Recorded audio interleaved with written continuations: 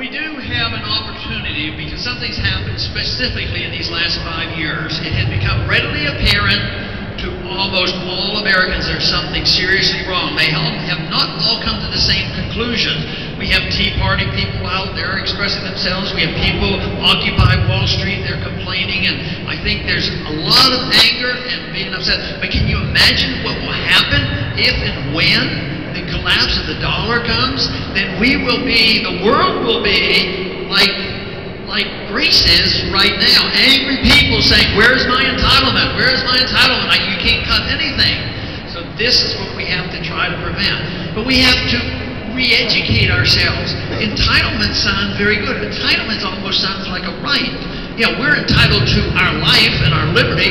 We're entitled to work hard to keep what we earn. But today, entitlement means you're entitled because you want something, you need something, you demand something. You're entitled to your neighbor's property. That's theft. We don't believe in that.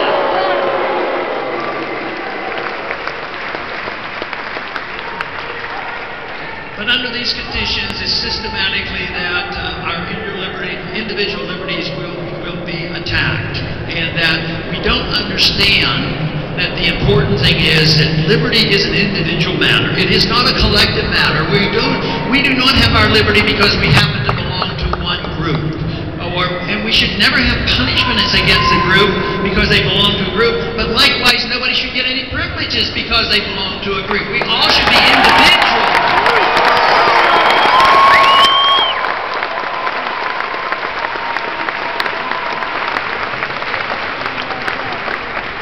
But today now, individual rights are being undermined and our rule of law is being undermined.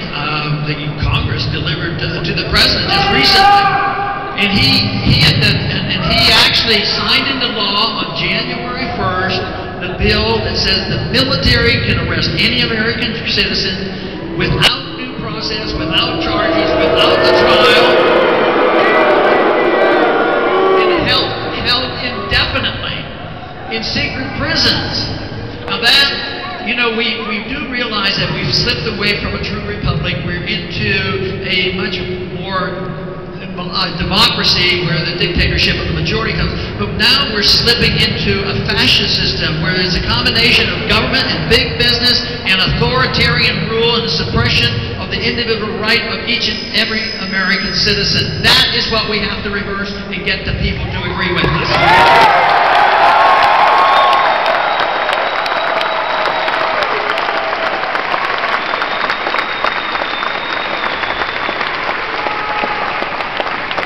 Freedom is the answer, big government is the problem. What we have to do is convince the people that it's in their best interest to defend liberty, and just saying, no, we want the government to take care of us. We want transfer of wealth. We want the government to give us free health care, free education, and free housing.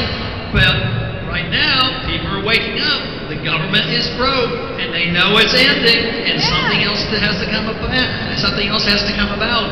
And over the many decades, we've been able to pull ourselves out because we weren't in such debt. Now we have a national debt and a foreign debt. The spending is totally out of control. Of all the candidates now running, and even the ones that aren't running anymore, not one single candidate has proposed actually cutting the budget. That's what we need to do, is cut the budget.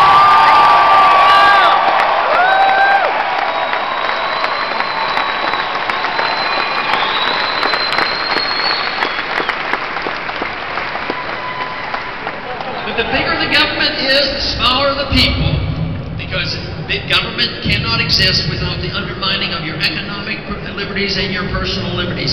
And that is what is at threat today. Because the government believes that they can regulate our personal lives, our personal lifestyles, and the government has no business doing that.